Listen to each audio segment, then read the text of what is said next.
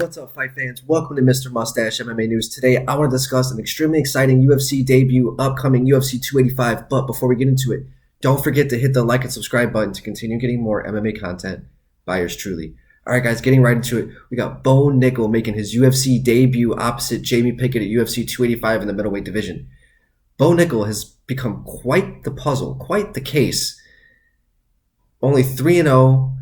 A total of 2 minutes fight time in those three fights, absolutely decimating his opposition, coming into the UFC with not a lot of MMA experience, yet a lot of fight experience, him being a multiple-time national champion wrestler at the collegiate level. His name has been circulating through the MMA scene the past few years. A lot of guys bring him in to help out with their wrestling in their training camps. So he's finally made the switch to MMA. I think has only been fighting in MMA as a pro since June of 2022. So it's been a fast start for him. He's making his debut against a formidable first test in Jamie Pickett, a guy who's definitely going to bring the fight to Bo. But you could definitely tell the UFC is setting this up as a stepping stone to get him going in the similar way that they did with Alex Pereira when he made his debut, I think only at 3-1.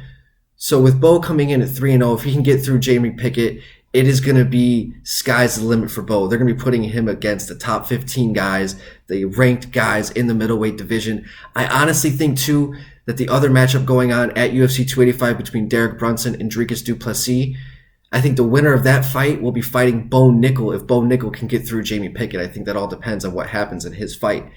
But with Bo being the wrestler going against a guy like Jamie Pickett who doesn't really have the highest fight IQ, Bo can definitely take advantage, get the fight to the ground, and dominate the way that he wants to.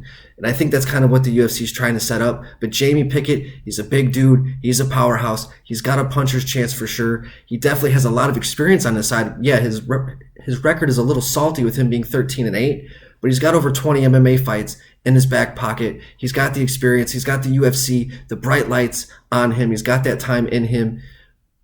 So he has that advantage in that regard. He might have a little bit of size advantage against Bo Nickal because Bo, he doesn't really look like he's that big for a middleweight, which I kind of like. Maybe he doesn't like to cut the weight. Maybe he likes to fight at his natural size, stay hydrated, stay, thick, not drain himself out. I really like that aspect about him.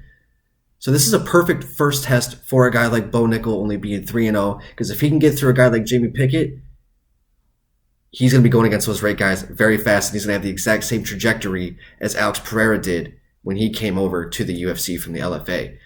Guys, let me know what you guys think in the comment section. Is it Bo time, or is Jamie Pickett going to show he's just here a little too early? I love to hear your guys' thought in the comment section. Guys, don't forget to hit the like and subscribe button to continue getting more MMA content by yours truly. All right, guys, Mr. Mustache, MMA News out. Let's fucking go, fight fans.